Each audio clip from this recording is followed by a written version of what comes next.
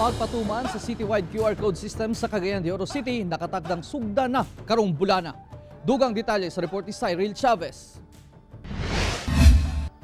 Subay sa ordinansa sa Cagayan de Oro City LGU, sugda na sa Abril ang pagpatuman sa citywide QR code system, labi na sa mga establishmento sa Dakbayan. Busa dinhi sa City Hall, pinaspasay na ang pagtabang sa LGU ngadto sa mga Cagayanon nga walay access sa internet nga makaregister sa Higala app. Kinahanglan lamang magdala og ID ug mag-fill up sa form nga anaa sa buhatan aron mahatagan og QR code. Ana-ana sa 500,000 ka mga individual ang dunay QR code nga duol na sa target sa LGU nga 700,000 nga populasyon sa syudad. 800 ka mga establishments na sab ang nakarehistro nga nasuta na sab sa City Tourism Office.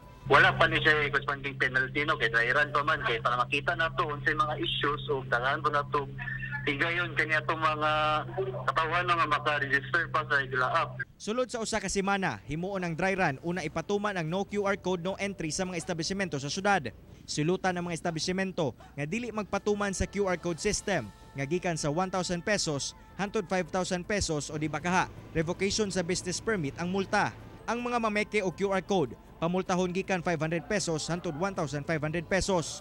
Dili lang ta magsalig siguro na dry-run dili sa ta register. Pag-register na ta kay pag umatsa atong dry-run mag-implement na gito sugod sa tuang penalties no. Kauban si Makoy Sempron sa kamera. Ako si Cyril Chavez para sa One Mindanao.